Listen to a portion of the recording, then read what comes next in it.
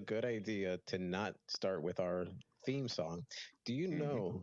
Do you know that there's people that tune into this show just for that song, but they don't even really care. They just think it's the best song in all of Web3 Twitter Spaces, and they literally tune in. So you've gone rogue and decided to disappoint our our Our core regulars. community. I'm one of Yeah. those people too. And on top of that, you caught me by surprise last week, and I got a copyright strike on YouTube. I didn't get it this time though, because I did not start the stream yet. Yeah, you Was learn that from you learn from your mistakes. the Saturday things? You got hit with a you got hit with a No, dude, I do this show. I stream it on YouTube, and I just have like the Oh, screen up. I want people to see like who we're talking to. It's just a little like kind of supplementary thing. Um, got it. but I miss our Nounish songs, so I'm messing with the system. I'm sorry. All right. I Well, like it. for those that are joining us, we are the Little Noun Show. We are sponsored by Little Nouns DAO, a wonderful DAO that funds builders in the space. So whether you're an artist, whether you're a coder, whether you're a creator, a dancer, you have any value that you add into the world and subsequently Web3, if you do want to monetize that and put a nounish twist on it, our DAO will fund you. And this show is sponsored by Little Nouns DAO. So just throwing that out there. Anybody that's interested, at the end of the show, feel free to reach out to us. We got a pretty cool show today. I think it's kind of a art centric. We're joined here by Roger Dickerman, and we do have some nounish builders at the end that will tell us about the artist program that they have going. So, resident, I guess, what's a good word for him? What's a good title? Little Nouner enthusiast, Mike Good, pretty Yeah, notorious and that works. I think. he's, Little he's Nouner enthusiast. Yeah, he's we'll what's go with yeah that. a nouner enthusiast, yeah. Founder of was it is it Bit Nouns? Is it there? Man, he's a founder of lots. Yeah, he does Yeah, lots. yeah. He had like a I think he had like one of the coolest merch things. It was like what was it like on the bicycle, and it was like eat There you one med wait, man. only or I'm something. I like don't know, lost in my screens. pretty Good to see you, hardcore man. dude. So excited to jump in with him. We will do the Nounish roundup, see what's going on in the Nounish Can you hear, ecosystem by with the a way, quick Rebel? market recap, and then Huda will lead us in a cool little interview and chat with Roger Dickerman. So pretty excited about that. Cardinal, why don't you kick us off with the Nounish news, my friend? Yeah, certainly. And for those who are not regular listeners, or even if you are, I would appreciate if you hit the speech bubble at the bottom right, retweet the room, get people in here, peel them away from meme coins for just an hour or so, and then they can go back to sort of normal work. But what we normally do at the start of the show is I run down a little bit of the things that are going in the Nouns ecosystem. That includes Little Nouns DAO, as English mentioned, who sponsor us, Nouns DAO proper, in inverted commas, and anything that's going on in proper. So Okay, it has actually perfect. been quite a quiet time this week across the DAOs, but in Little Nouns, we do have two proposals currently live for voting. So proposal 190, which for Trav, he's been in the Little Nouns ecosystem, I think as long as anybody who's up on stage here today, so maybe coming on 2 years.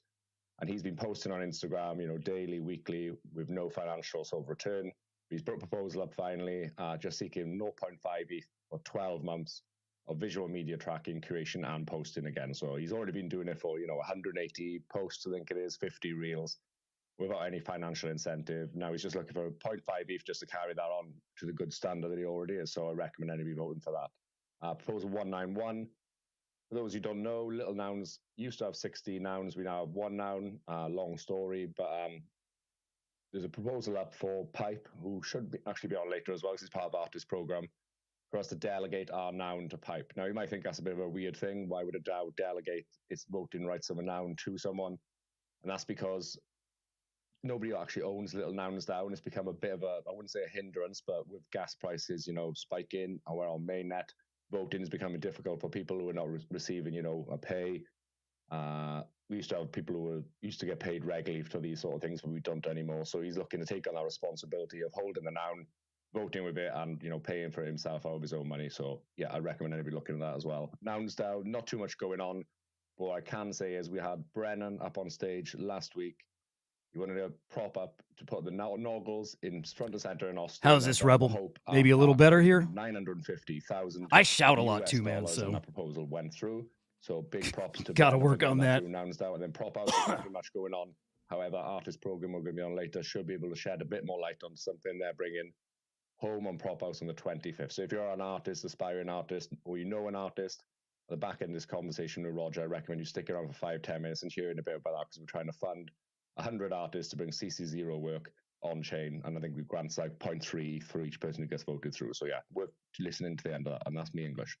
Shout out Brennan, dude. He's just a constant winner, man. That dude. Yeah. And that means that we have like a home, right? Like we have a home for like events, or like what did he call it? Nounish something like noun. Yeah, it's like Nouns, Hope, Austin Art Park. Yeah. So no, I know, but the event, like he had like a name. He coined the name. I'd have to look up the prop, but it's he's he's an ideas guy, man. He's just extremely good at what he does. This is Brennan that was on last week. Shout out Brennan, friend of the show.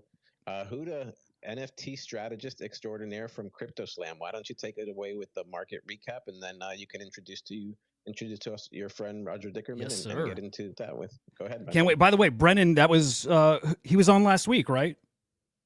Yep. Yeah, he certainly was. Yeah, Dude, so it's like he got $950,000 to like supplement funding that's already gone in of $7 million, and the Noggles will be straight on top of Hope Austin Art Park in perpetuity.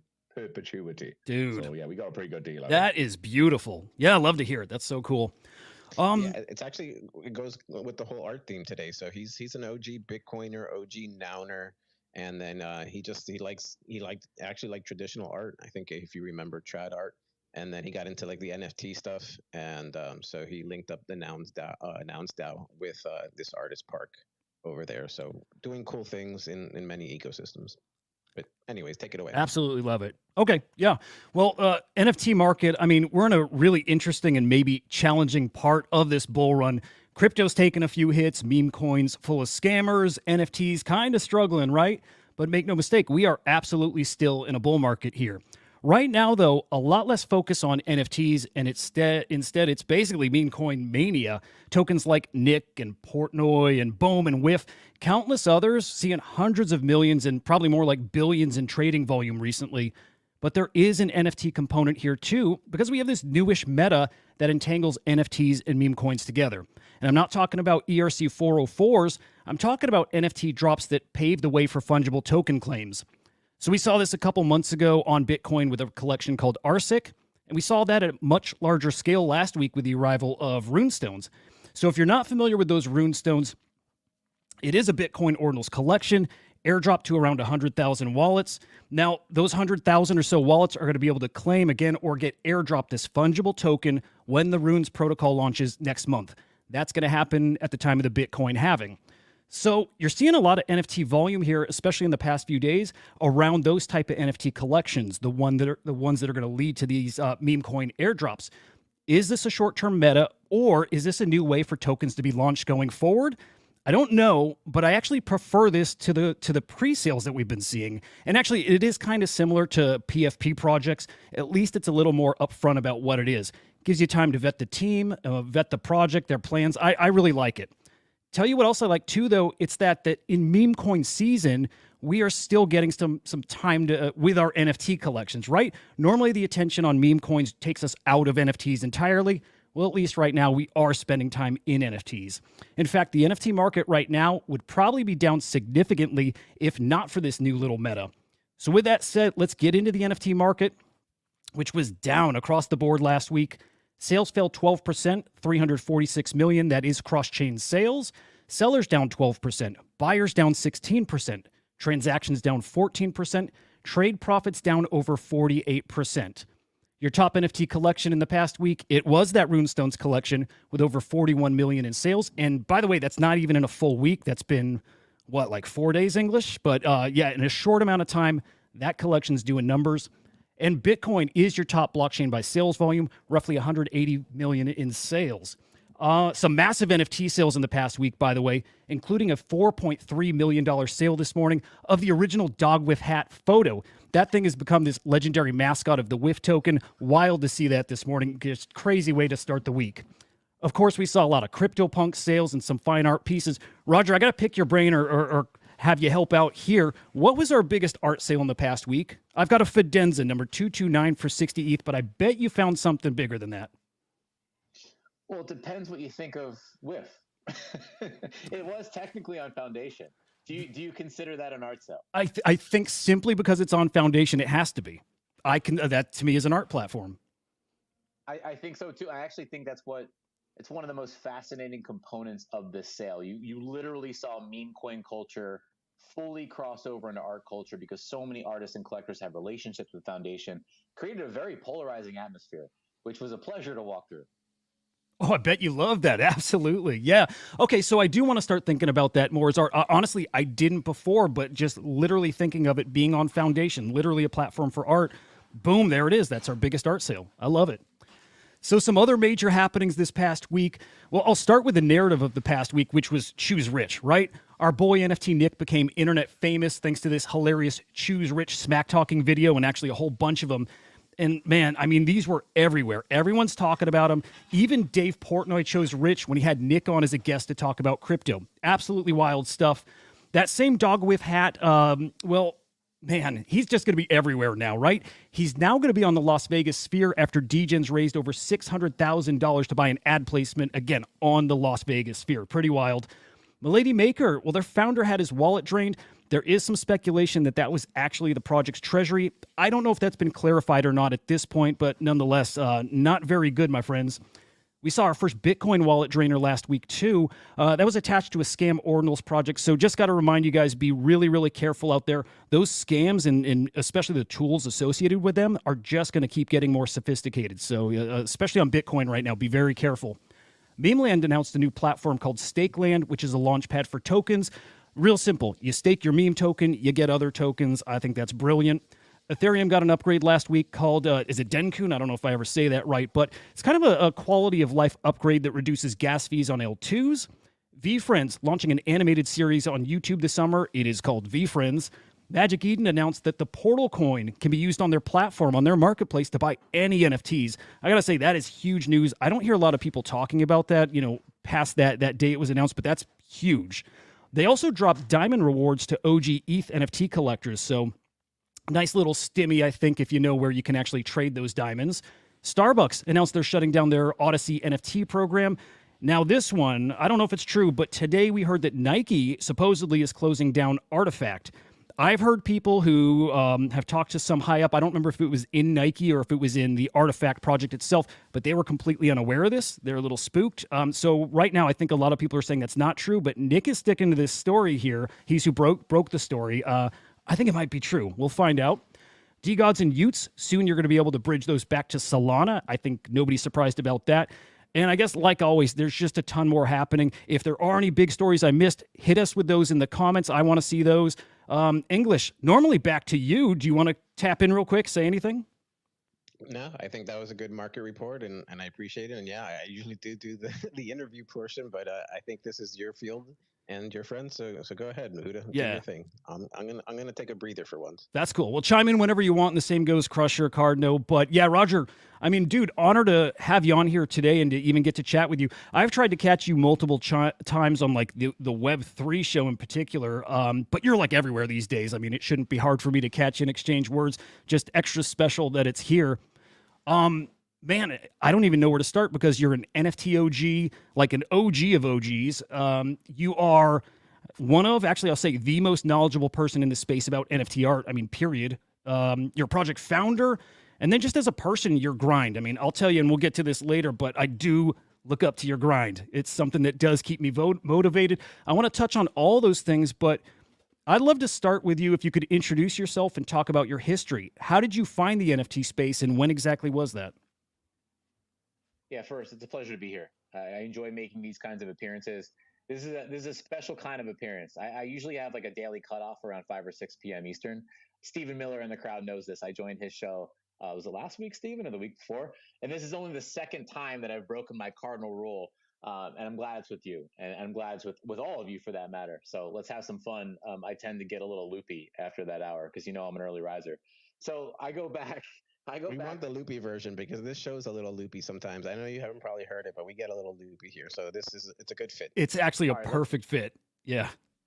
Let's go all in on the loop then. So I got into this space. I mean, I've been in crypto for a long time, or a believer in crypto, I would say, since 2016, and then some skin in the game a few years after that. I came in and learned about NFTs in the summer of 2020, became very, very fast, went all the way down the rabbit hole. Came in from the financial side first, looking at art as a trading vehicle, found Nifty Gateway, And very, very quickly, like I'm talking about within weeks or a month, I was already identifying artworks that I wanted to vault. And that was an interesting phenomenon for me. And then by the end of that year, 2020, I was a guy who made some fast friendships with artists, and they were relying on me and I was more than willing to provide this aid in what were we witnessing. We were at the very beginning of a parabolic rise in NFTs. And so I was talking them through anything from supply and demand in the market to pricing to collector communications. You have it. And I was doing it all sort of out of love at the time. And then as my mind sort of works, I tend to try to pour a lot of passion, organic passion, see if it sticks, see if it sustains. It absolutely did. By the beginning of 2021, I said, I want to be here all in full time. That's where the concept of Artifex, which is my first brand in the space, ARTIFEX, was born. And that is at the intersection, think of it as an intersection of the digital sculpting and fine art sides. We work a lot in dimensionality, 3D objects, collaborated with over 40 artists in the core project, and then up to about 50 with Time Magazine and Deepak Chopra and Lucidia and a bunch of other amazing stuff. Years go by. I'll give you a little of the TLDR. Let's zoom past the beginnings of a bear market. One of the close to heart projects with dear friend Micah Johnson did some work as an advisor at Aku.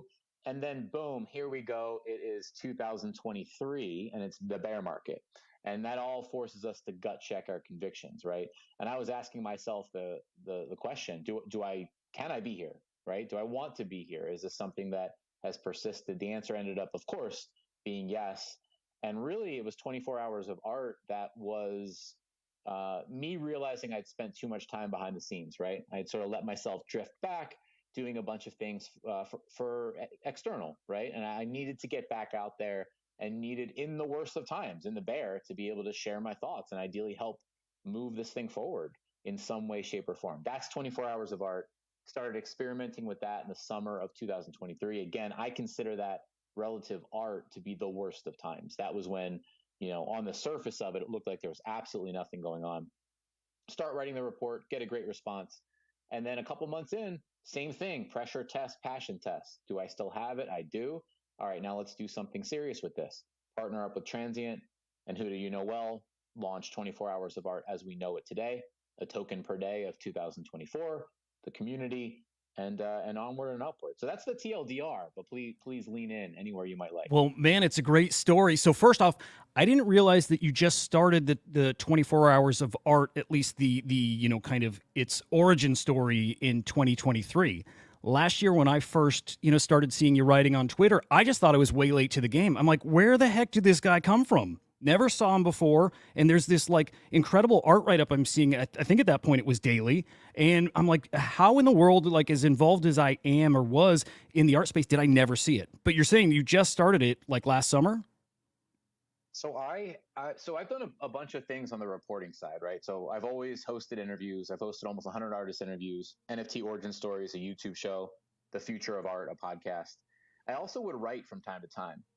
The last time I had done it really, really consistently was 2020 to 2021. I used to write something called the RD Report, and I used to be very, very, very on Twitter, breaking down market information, releases, et cetera, et cetera. In fact, for a time, anytime anything released on Nifty Gateway in the heyday, I was reporting on who the artist was, what their background was, what to expect, et cetera, et cetera. But then again, I let myself drift a lot behind the scenes for, I would say, much of 2022 into the beginning of 2023. So yeah, Huda, absolutely. In its current format, right? I would asterisk that. I've done plenty of tweeting and reporting and podcasting and spacing, but current format, absolutely, summer of 2023. Wow. And yeah, I've seen a lot of your old content too. I mean, again, when I first learned of you, I'm searching your name and like I see these, I mean, like when I called you an OG of the OGs, I mean, old videos, old interviews. I think you were the host, but I think it's probably been both ways where you were interviewed back then too. But again, you have been around for a long time. On the content side especially, it's super impressive to see how you've grown now over the years here. 24 hours of art though. Okay, I am a pass holder. I saw you release that. I was excited immediately. I knew it was something special. Like anything that you are driving, I know is special. I told all my buddies, like, I'm like, guys, you collect art too. I'm like, there's no better place to learn about art and to stay current than with Roger. And if Roger's got a project, and we'll get into Transient Labs too, but I'm like, and it's been partnered with those guys, like this is something different and this is something magical. I guess for everyone else, because I know enough about it, what is 24 Hours of Art? And, you told us what it was then. What is it now? Yeah, so the daily independent report was the driver of it. But then once it was time to get serious, it is thinking through how is this a sustainable thing? I am up 4 o'clock every weekday, put in the hours, takes me between 3 and 4 hours every report, some engagement on the back end of that. So really, it strays into, let's say, 4 or 5. And then the current concept also involves a second every day with an artist named Justin Wetch, phenomenal artist named Justin Wetch that I've had the honor of working with for several years under the brand Artifacts, and then now 24 Hours of Art within that. And that, let's say, that iterative process takes a couple hours as well. So in order to make it sustainable, it's okay. How do we do this right? Air quotes right. There's many versions or many variations of right. There's no one way. For me, Web3 should be collaborative win-win. I think that's the superpower of Web3. And what that means to me, it's as the founder of a project or the creator of a project, it's really taking into consideration those on the other side, right? Those who might come along for the journey. So how I consider that is anything from quantity, right? Supply, to the pricing thereof. I want to have peace of mind that anybody who comes on that journey gets delivered that, and ideally more than that, right? That's like sort of the base premise of founding this endeavor. And then so ultimately releasing it, it was two things on announcement, and it's become a third thing. And I made sort of a calculated decision to reserve and hold commentary on the third thing. So what it was on launch, two things: art and information and community. So on the art side, everyone was given a token. That token was random on mint. I mean, that token was randomly given a day of 2024. So as soon as you minted something, and the mint opened December 28th. So as soon as you minted something, you saw, hey, I own April 27th, 2024. And you have a blank canvas with just our ART iconography on it. Now, what if you own that day in April, keep your eyes peeled on that day, because anything that happens on our blockchain that day is fair game. And so essentially our goal is to represent the day on that design. So that's the art side. That's think of it as an evolving tapestry. Every single day of this magical leap year, 366 days, at the year end, it'll be a 366 design tapestry that your eye can scan and know, oh, wow, oh, I remember that. That's when that happened. Those designs are all rendered in 4K. They're all multi-dimensional and created in 3D. So there's some fun possibilities there. ... Let's leave that aside. So that's the art path. The other thing announced is information and community, right? So spend an awful lot of time on these reports. What else might we be able to do? Well, one thing I wanted to do was I wanted to find some way to roll it up, right? It's one thing that some people had requested. Hey, in fact, I've even gotten outright messages. Hey, will you do a weekly? I'll pay for a weekly. And I'm like, okay, I'm considering it. I'm going to figure out a way. I decided to do a weekly show just for the group. So created a Telegram, brought the group in, provide the report information, roll it up into a weekly show that's just for the Telegram. And then we have some other things sort of on the way in that informational category that's for the group. Now, the thing I made the calculated decision to avoid, and at times it felt like a bad decision, right? To avoid sort of the entire speculative side of the space. When it comes to access, opportunities, releases, there was that question, let's say all the way back in September, October, does this become a pass of some kind? I said, no. I want anything we provide in that camp to be a surprise and a delight, right? And that's what it's become. So we've been able to offer a bunch of allow lists and opportunities.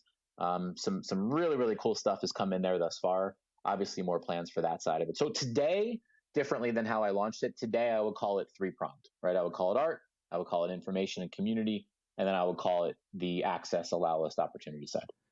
Love it. Yeah, I look forward to every day now seeing how the art token reveals, right? Like what are the milestones that you chose to have represent that day? So I'm looking now, and you actually do have today's out. It does have the hat. So clearly, I mean, this officially makes that sale today a piece of art. I mean, again, officially, if you're putting it on the art token. Loved seeing that, by the way.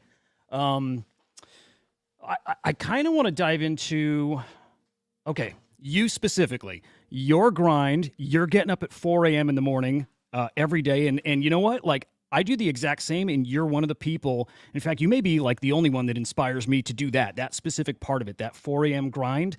How do you stay in that zone? Does your work require that you do that? Is there a reason you get up so early? And again, just like the more you could speak about kind of your work ethic, there's a lot people can learn from that. Yeah, I think number one, I've done a number of different things now in my life, right? My life is sort of bucketed into eras, right? And the eras are getting longer as I get older. And I think the reason for that is because I get more sure of myself, reading intuition, understanding the things that I want to genuinely want to be a part of. And so I expect this era, knock on wood, perfect world, it lasts longer than my last, which lasted for over a decade. So if that's true, we got a long road ahead together. So it starts there. That's the magnet. I think that's the driver of what keeps me up at 4 a.m. Then there's the necessity of getting the report out. So sort of once I define, all right, this is going to be one of my main endeavors and main contributions to this growing digital art medium and marketplace. Well, when does that thing need to get out? And there's two considerations. There's when I think, the most people will maybe consume it, the most useful time for that to get into people's hands. And then there's also the sustenance side on my side, the family side. I have a wife, I have a 6-year-old daughter. And so it's trying to fit it in a semi-reasonable position in that schedule. So it's a bit of a two reason thing. In terms of when I want to get it in people's hands, I'm on Eastern time. I want to get in people's hands in Europe, let's say overseas, where they still might be able to use it. Now, I know it's a large globe. I know this is a 24-hour clock, right? But I do have to base my consideration somewhere. So it kind of starts there. I want to get it into their hands at a usable time, and then really rooted in my time frame. I want to get it out what I consider right on time, which is by 8 a.m. Eastern. So, sort of everyone getting into their days on the East Coast gets it at a great time. And then, as we back up from there and go over to the Pacific Coast and California, they're getting it super early. So they'll sort of wake up when there's already a little momentum behind the report, be able to digest it then. So rough science, not an exact science by any stretch of the imagination, but those are my reasons. Great reasons, all of them. You kind of half answered my next question at the start, but okay, I see you everywhere. Like, again, spaces all day long. It's like if you want to hear Roger talk, you're going to have that opportunity at least once a day. Do you say yes to everything? And I ask that because when I started in NFTs, and this is like 3 years ago, I met Kenny Schachter, asked him for an interview. He said yes, like immediately, and I was shocked about that. But it's because he had this like kind of mode he was in where he'd just say yes to everything. That was just how he operated. A similar thing with you right now? I'm saying no to a lot more. Interesting. I'm saying no to a lot more. And I'm realizing I have to, right? I have to. And this is a good week. And I mean, we have a relationship. I respect the hell out of you. And so, this sort of fell on the other side of the line, and then some. Wouldn't miss it, my friend. But outside of this, I'm saying no to far more than I'm saying yes to. In fact, like, I'll give you an example. I'm getting approached a lot. Like, one of the things I very much like to do is exactly what you all are doing now. I like the idea of holding an event. Now, that could happen in an evergreen podcast, a fleeting spaces, something in between, you name it. But I started to get approached more about like, hey, will you do this for this? And I realized I can't do that anymore on demand with no consideration, right? And that's it's weird to realize that, right? Because you nail like Kenny, his philosophy. I value the process of saying yes. I like to do that, but it does get to a certain point where maybe you do have the report's got to get out, the design's got to get out. We're focused over here and expanding this. We're focused over here and creating infrastructure. Well, now all of a sudden, if you say yes to everything, you're jeopardizing your core, right? What really makes it all tick, what really makes it all go. And that's been those are sometimes the hardest times to go through because you're wired to want to do it, but you realize you're taking away from something else. So you have to sort of rebalance the scales. I mean, it shows the care you have for your craft that cannot suffer for anything else. So I certainly can appreciate that, and I actually love to hear that answer. I have to ask you some questions here that, man, I've just been itching to ask, especially someone with your knowledge and your insight of arts. And it is this new kind of cross-chain ecosystem that really exploded in the bear market, right? Here we are in a bull market, and it's really booming, but man, art I used to just assume was going to have its main home over on Ethereum. And it had that home over on Tezos for a while too, and I love that. That was one of my favorite periods here in NFTs. But again, people now are exposed to Solana in a way they weren't before. And all of a sudden, as of last year, exposed to Bitcoin. And that has really opened up something new where artists now have a choice of great blockchains to mint their works on. What are you sensing from artists, from platforms, just in general in the art space? How are they feeling about all those options and all those chains? And is there any type of loyalty that's felt towards Ethereum, or are people excited to just go explore? It's a great question. I think I think there are more variables today than really ever before in digital art, right? And that's for a reason. I mean, it's evolving, it's growing. And when things grow, I've said this for a long time, when things grow, they fracture. And fracturing is not all negative. Fracturing can be very positive. For example, the dog with hat thing, the take that I subscribe to, at least, this digital sphere is far too big to consider everything under the same roof. So, dog with hat selling for $4.35 million has nothing to do with your art. It really doesn't. It's not one or the other. That's a firm belief that I have. And so, one of the things, even talking in the 24 hours of art group this morning, I really wanted to make clear, like, we really, I think, productively should separate these two things out. Now, you may not love it, but to take it personally like that, I don't think does anybody good. Do you know what I mean by that, Huda? Yes, I think that makes sense. Yeah. So now we get into things fracturing. Okay, things are growing, things are fracturing. It can get messy. I think you have some people who are very convicted. I think you have some people who don't know where to turn or where to look, and you have everybody in between. And by the way, that goes for brands, that goes for platforms, it goes for artists, it goes for collectors, it goes for builders. You have people with the lion's share of their creative mints on a chain. You have people with the lion's share of their collecting quote unquote bags on a chain. And so everyone's sort of in the same boat figuring this thing out.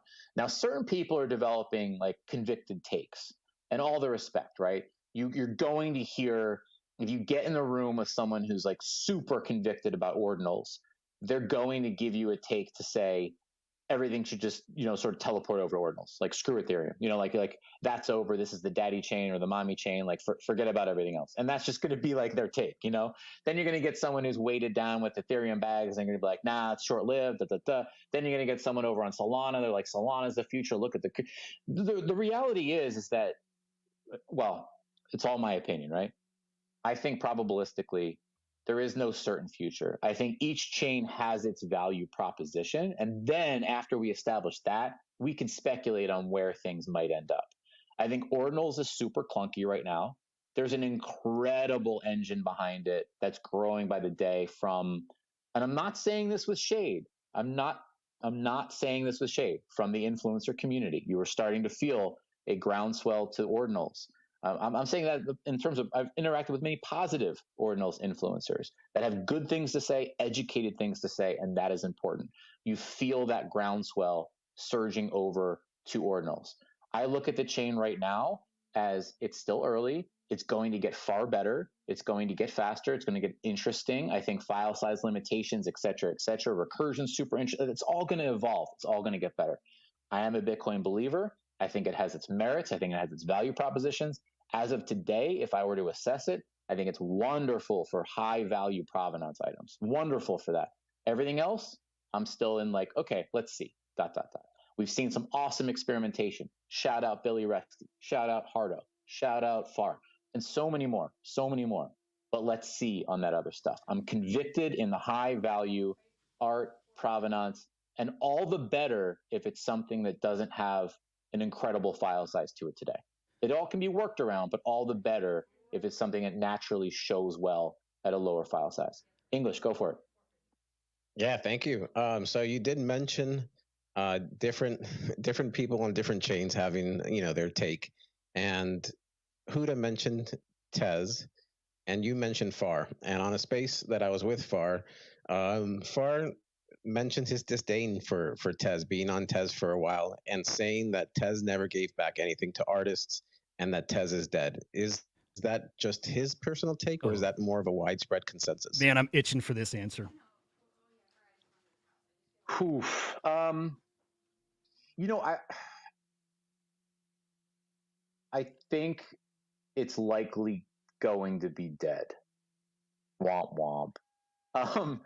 I think it's trending in that direction. Now, again, I've mentioned I'm a probabilistic, all the caveats, right? If I were to assess the landscape today, and by the way, I'm not talking about tomorrow. I'm not talking about next week or next month. I think Patrick Amadon pronounced it dead in 2027, something like that. Yep. I think something along those lines is the most likely take that I subscribe to if the current trend line holds. But that's a long time, and pivots are possible, et cetera, et cetera. As of today, that would be my crystal ball. Yeah. What did Tez do wrong? So I like who does collected on Tez, and I never really got in there. I was gifted some, and actually a few people on the stage from this show was gifted some by an awesome guy. And so what if anything did Tez do wrong? Because it seems like they had such a great like just community of artists that were there for like the pure art form, and like you could get it relatively cheap, and there was people happy to collect. What was its downfall? Because I have noticed that there's a big shift in sentiment, and so that's why I was just asking you in that specific question if that was correct. What I picked up on the timeline. Yeah, I mean, like very very loose take. I would say it revolves around. I mean, not evolving the chain enough, and then not leaning into especially when art was very hot on Tez. And it's by the way, it still exists over there, and this is not a commentary on the art specifically whatsoever. But when I'm saying art was hot from an eyes on, people are talking about Tez all the time. That's the kind of moment where it's beautiful to lean in, to lift that up, to use that. I think art, like to me, has always been what I like. I like this phrase, viral tip of the spear. Art is usually out ahead of something, right? Running and risk taking and going and experimenting before almost everything else catches up. I think that's a great time to lean in all the way, and we got closer to none of the way. I want to add in, that. I want to add in a little bit of maybe some of my thoughts on Tezos, because then Roger, I'd love to hear your thoughts on that. But I actually think part of what has led us to where we're at now is maybe the artists themselves. And I'm saying that like kind of smart acidly. But when Tezos first started really catching, right, it was just so exciting. It was so much fun.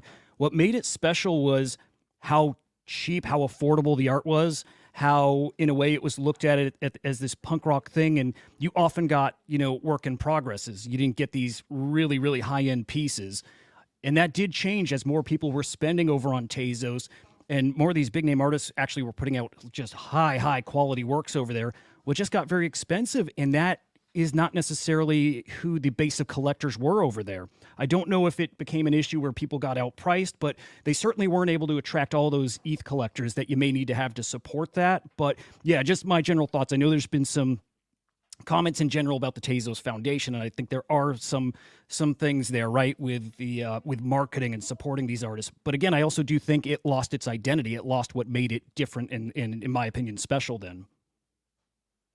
Yeah, I think that's well said. And by the way, too, it's there's a valid opinion it's not necessarily, let's say, the chain's responsibility, right, to lean all the way in and to support that. But I think when you are not even secondary, when you're tertiary, when you're even past that relative to the big chains, that's sort of your obligation, right, to stay relevant in that way, where the top couple chains are not going to face some of the issues that a Tezos might.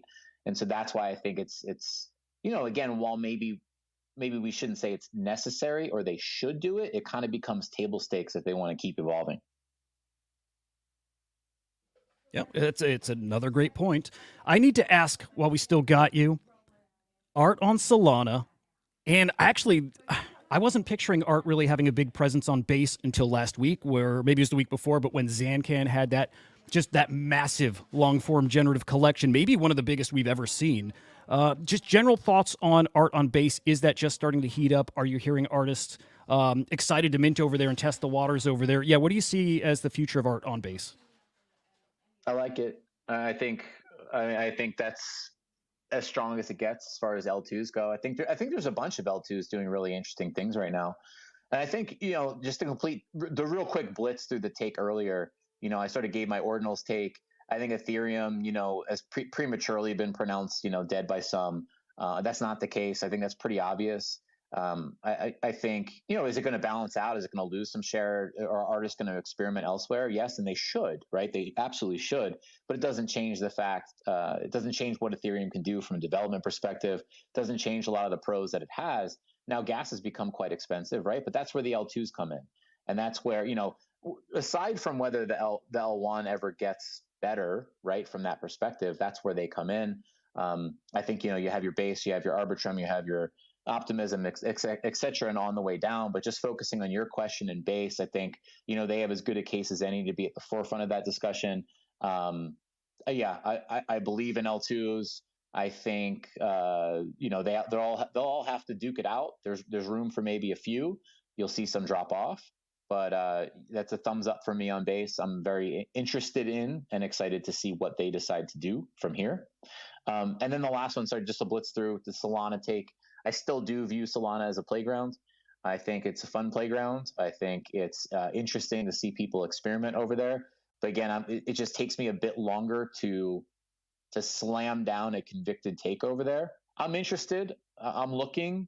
I just don't necessarily have the same amount of conviction in that yet as I do the others. But again, I'm open to learning more as the months and years go. No, that's funny. We're very aligned on Solana. I am waiting, watching, and I'm hopeful that it can be established over there. I'd just love to see more art in more places, but as of yet, it's not really blossomed like I would have thought it would by this point. And I wonder if just Solana has found its thing with this meme coin craze that's going on. Like, I don't even know if it's necessarily going to be the chain where we're going to see a ton of PFPs. I mean, it probably will, but again, meme coin seems to be its specialty. I'm watching closely to see if art does get some footing over there. And again, I hope so. What platforms on Solana should people be looking at? I'm like unaware of any, and again, I'm usually pretty dialed in. Yeah, I'm not the Solana expert. So, my expertise started in Ethereum and a lot of the different marketplaces, trafficking USD as well. Definitely have gotten on my horse. I remember earlier last year, I was talking to Gamma over on Ordinals. My Ordinals education has picked up like month over month as we're going. Still, obviously, learning more over there. Same thing with Solana. I'm not the Solana expert. However, I've spent a ton of time now on exchange art. That's where I would start for sure.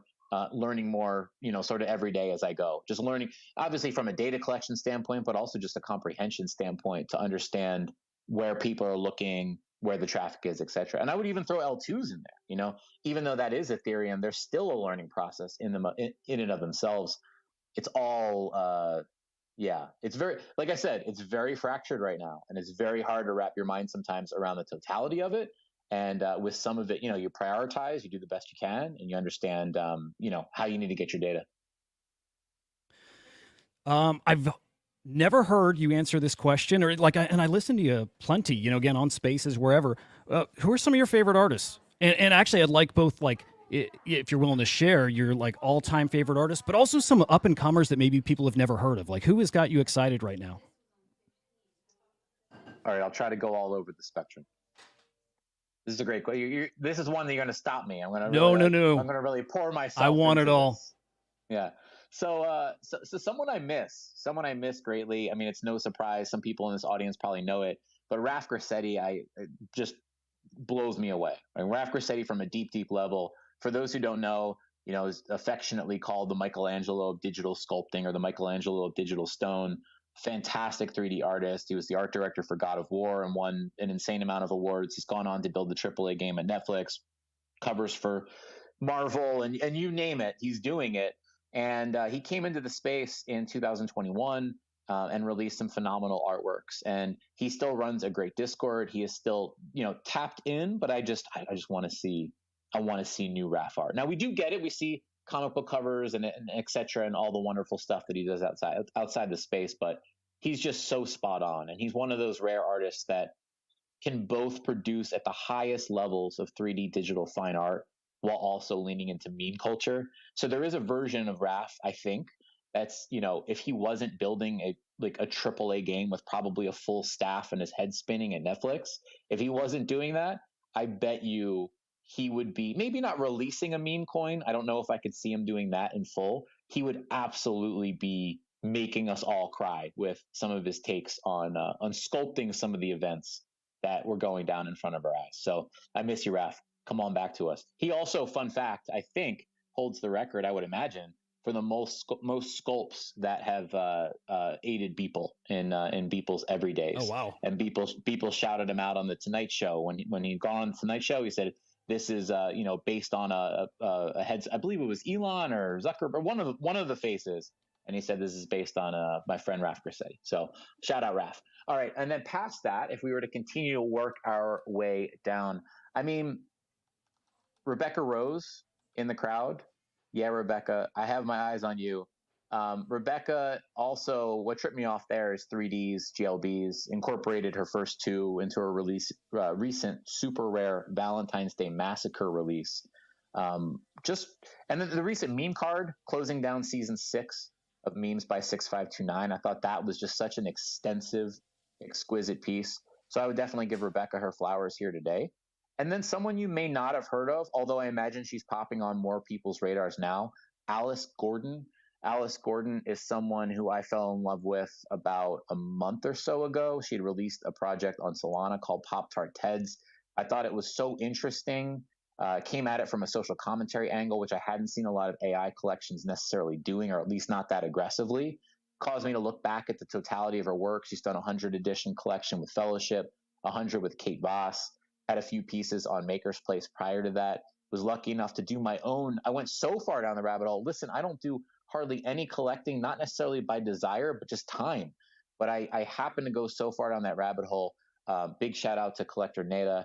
I was able to collect her Genesis and just sort of have that and watch from afar. And now she's gone on to release an 80-piece collection with Verse that did quite well recently and incorporated print. So I would love to give a shout out to Alice tonight. A lot of these names I didn't know before. I've got some homework to do, which I'm excited for. I love seeing new works.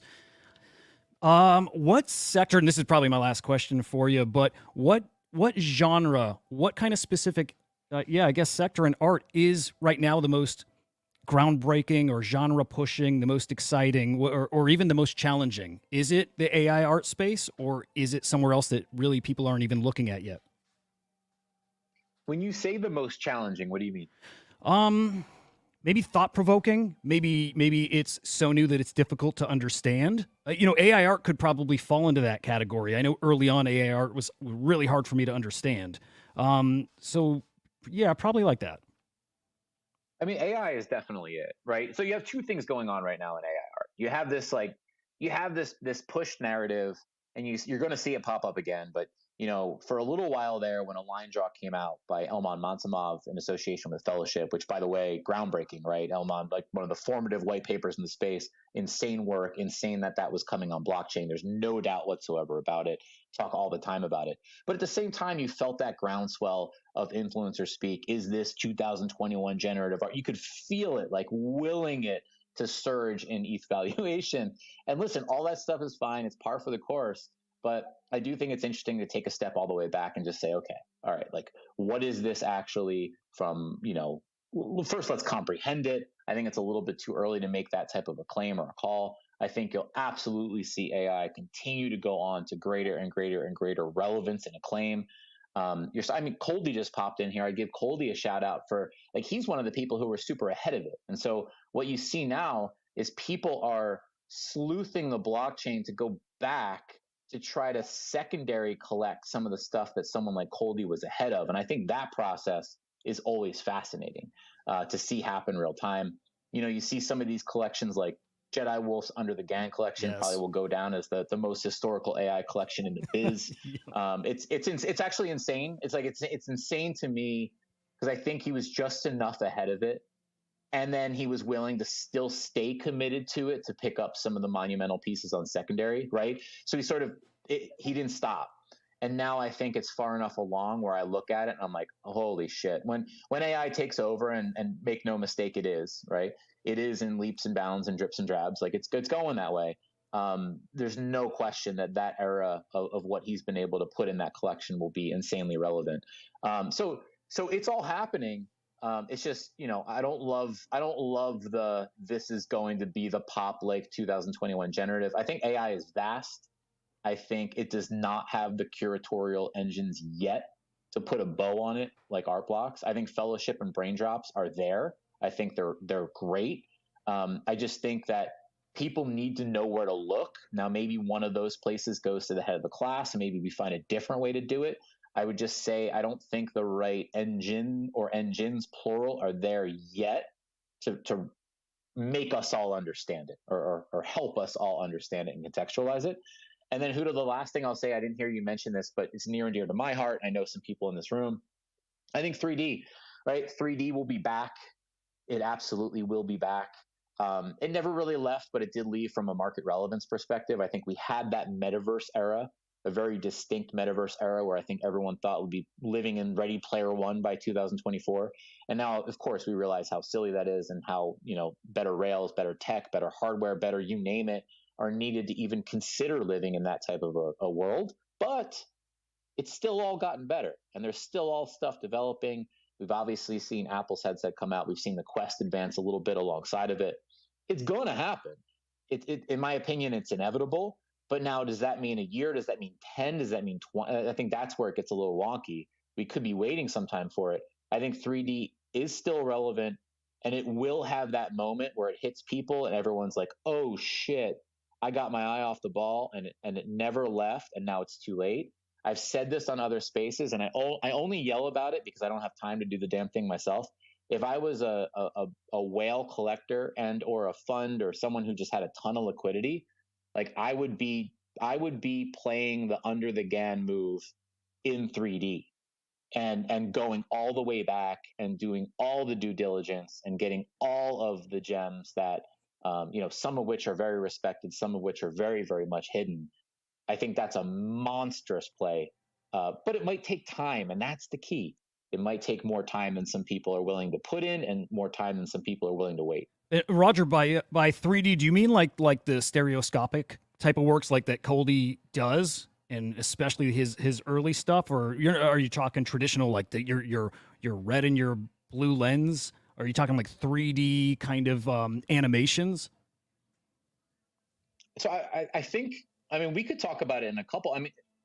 A couple of those categories will be relevant, but what I'm specifically talking about are digital 3D objects, right? That are typically represented by the GLB file type. There's a few others, but that's what you'll most typically find them. And you'll see some projects that have them minted as GLBs. You'll see some projects that have them accessible as GLBs, but that digital object that you can strap, ultimately your glasses on and construct an entire scene around you, a room full of art around you, a desk full of art in front of you, you name it. That's the type of 3D art I'm talking about. So things that'll literally they'll decorate our virtual environments. I mean, it's beautiful stuff. I've seen beautiful examples of those, and I'm apparently not looking in all the right places. I didn't know there was already a pretty rich history of those things, so I need to dive in there.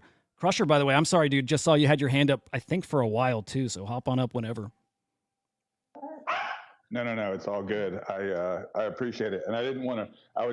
I had a comment I had a comment about the AI space, and then just a question about art in general. But from an AI standpoint, I heard Claire Silver had a great line, and just in terms of understanding it and realizing it as a legitimate form of art. And her comment was something along the lines of, AI art is not limited by your physical skill. Like, you may not be able to physically paint or sculpt, but the only limits are your imagination. So if you can conceive it and articulate it, you can generate it.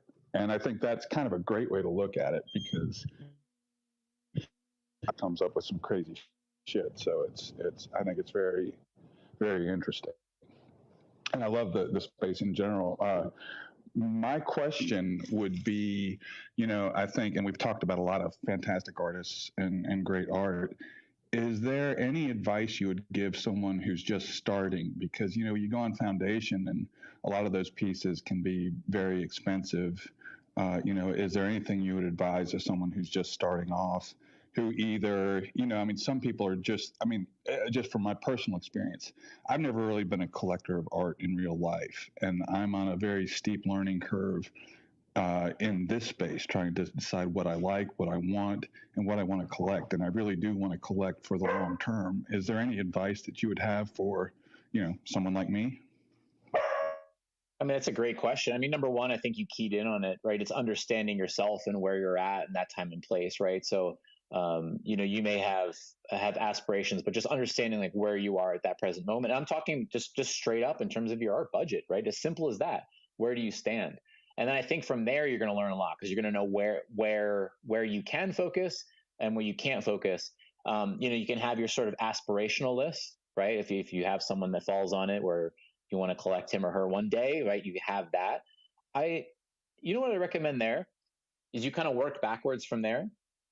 You decide what art, even if it's the highest end art possible, what art you truly like, and then you try to like reverse engineer from there. For example, like let's say you looked at Coldy, right, in the audience. I'm going to pick on Coldy again, and let's say you said, "Hey, Coldy, your art is freaking fantastic, and maybe it doesn't make sense for me to collect it today." I mean, one of the things I might recommend is reverse engineering and looking through Coldy's eyes. So Coldy's a collector, right? Coldy's constantly talking about artists. I think that's a really underrated. I would say the same thing for Art Jedi and Josh and Swati, like all these artists in the room. Sometimes it's about looking through their eye, and sometimes that's how I've gotten my best tips, let's say, on an artist that I would find and all of a sudden fall in love with and discover.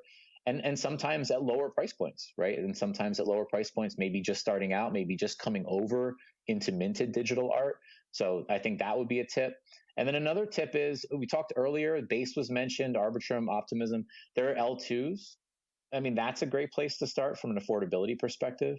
If you had to start somewhere, maybe it's base, just kind of poking around there, maybe becoming a base expert, right? Because that's sort of where the ball is definitely going to L2s. Now, could you pick the wrong L2 and that becomes less relevant and another becomes more? Sure, it's always possible, but never hurts to try to go where the ball is going and brush up there and maybe maybe express yourself somewhere on an artist over there.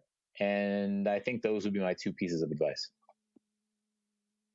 That's some killer advice. I mean, just one of those things that seems obvious that I hadn't thought of, but look and see what the artists that you already like and respect, look and see what they're collecting, look and see what they're into. So great stuff there.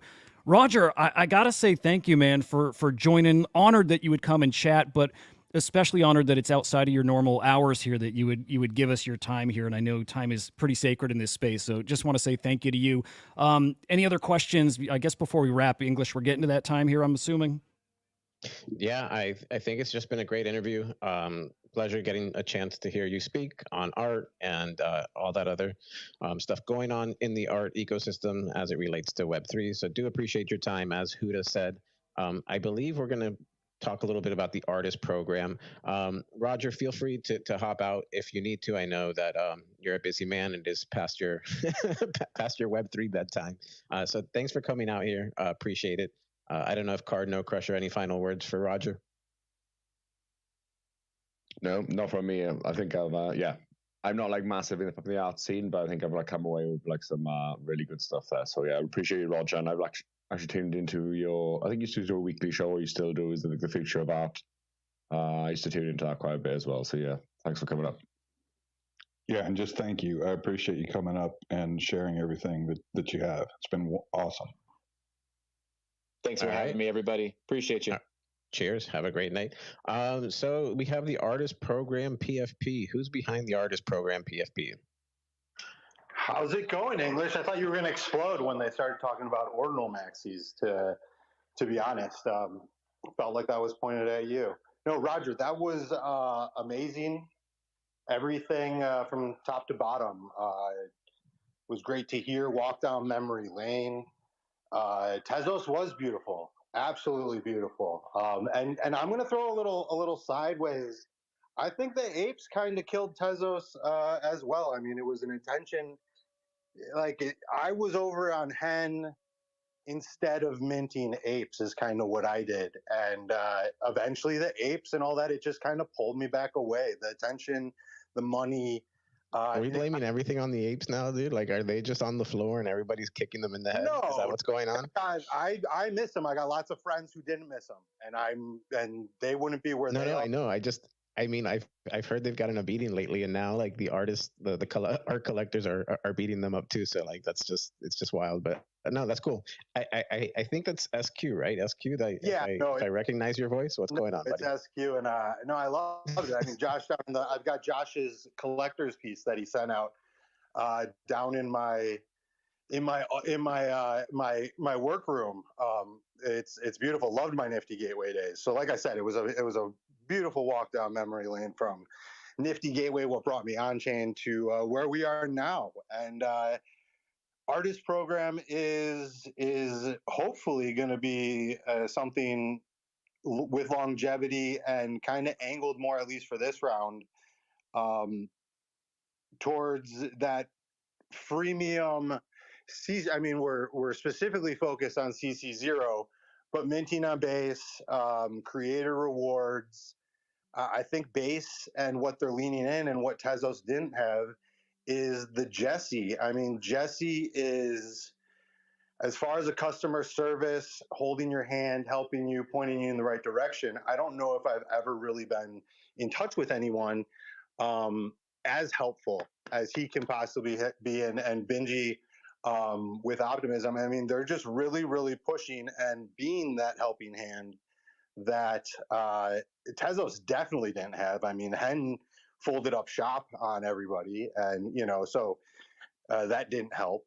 All right, well, let's do this. Let's start. What is the artist program? What's the concept? What was it at conception? What stages are you at now? Like, let's take a walk through this. So this is a Nounish initiative, little Nounish initiative. What's going on here? What's behind the curtains?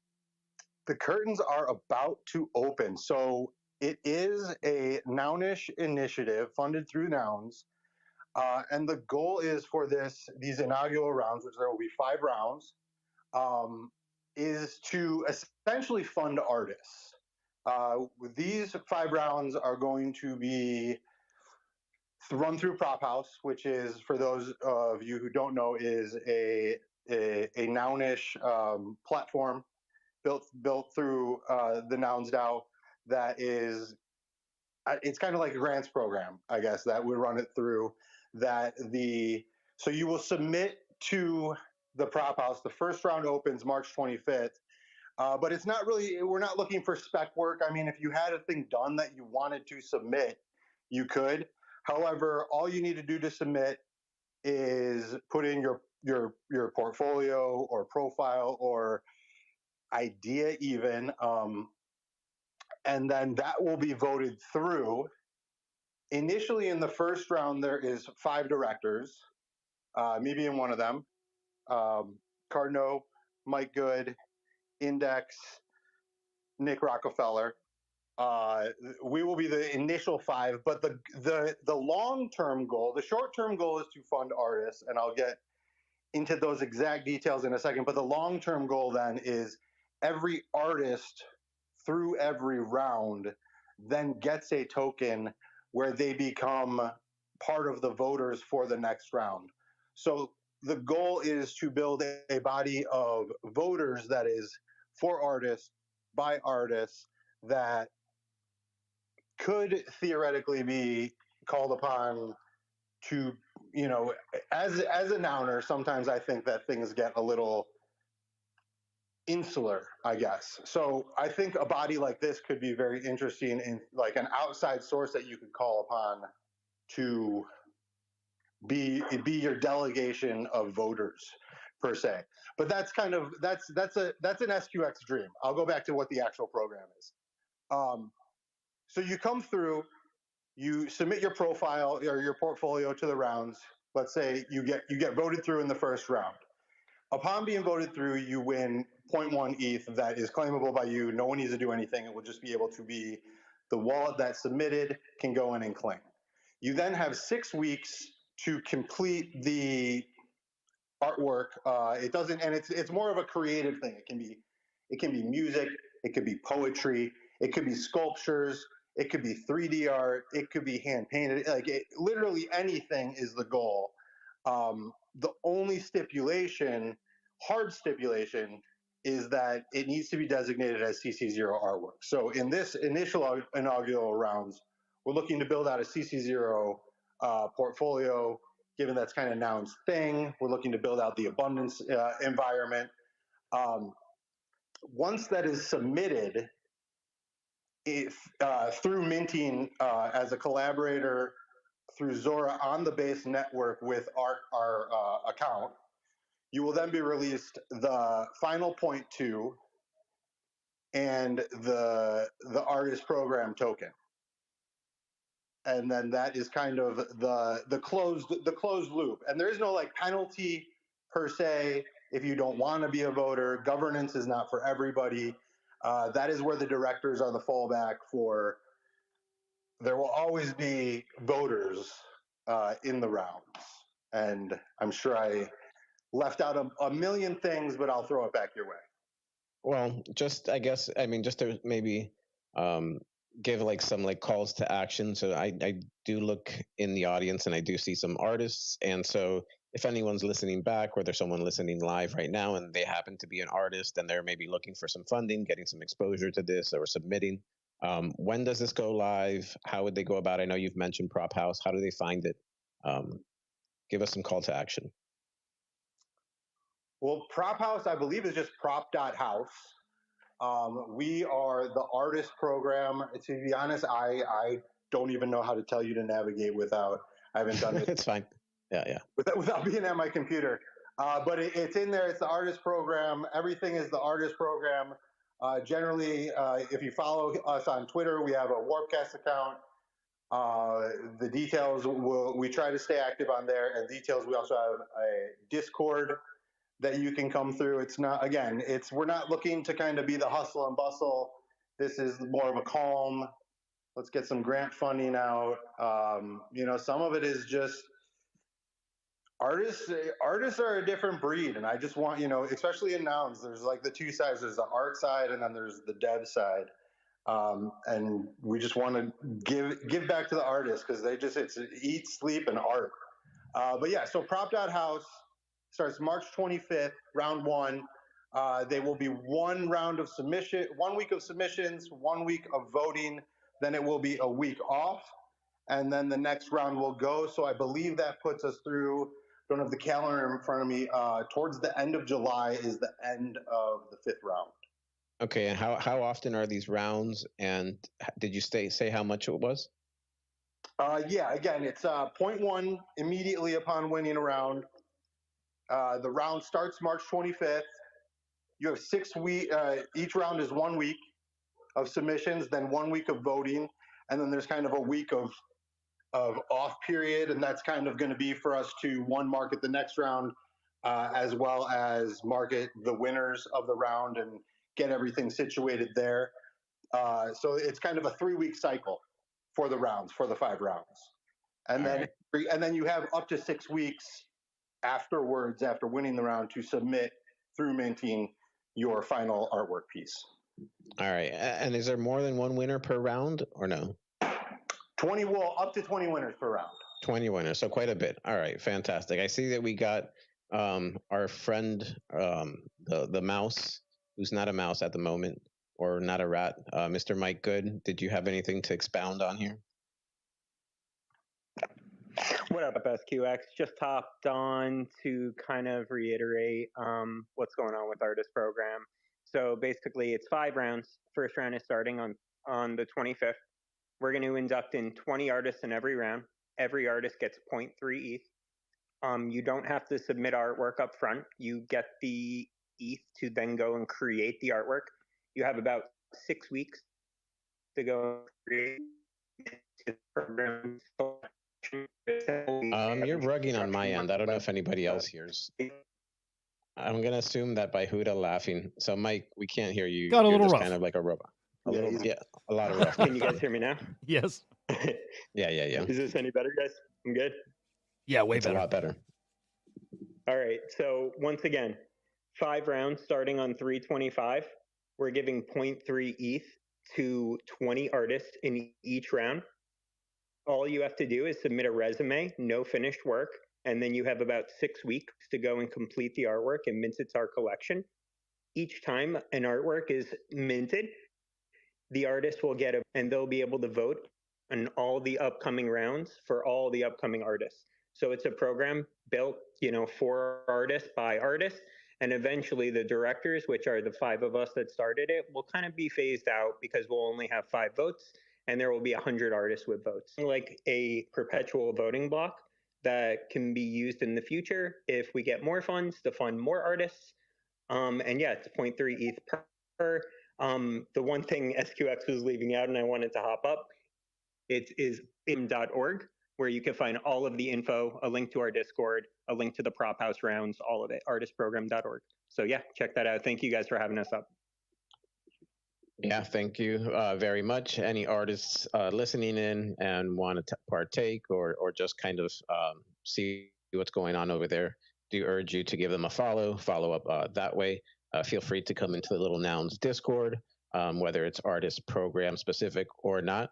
I think that's probably a good place to end it. Appreciate Roger for coming out, SQ, Mike, everybody that comes out to this show every Monday. We do appreciate you. We are sponsored by Little Nouns DAO, fantastic DAO that enables us to continue doing this show. I think in a couple months it'll probably be 2 years now going. So it's been fantastic. Really enjoyed doing these spaces. Thanks everybody for coming out. We'll see each other next Monday.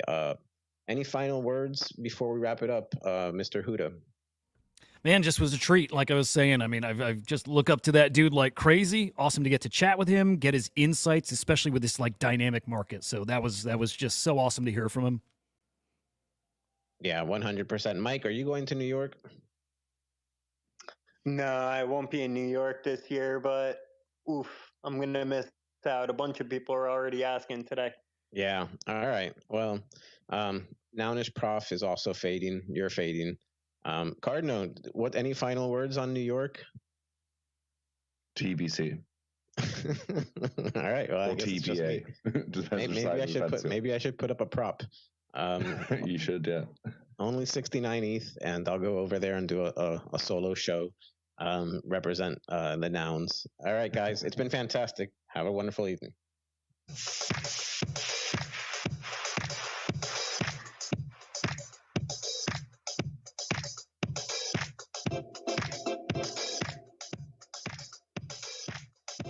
See, this is so much better, dude. Cardno putting down the vibes with that Kanye song. You don't. All right. Mike was complaining. That was cool. Appreciate you guys tuning in here. Got to do better at like changing the screen up a little bit so you can see some, some different stuff. See what they're talking about. It actually would have been cool to pull up some artwork here, but again, cool you guys to be watching here on YouTube. We'll just get it visually a little more fun. But we'll see you next week, Monday night, 6 p.m. Eastern time. We'll do the Little Noun Show again. Don't know our guest yet, but I expect we're gonna get someone pretty killer. So hope you guys have a good night. I'll catch you next time. See ya. We're gonna play this track like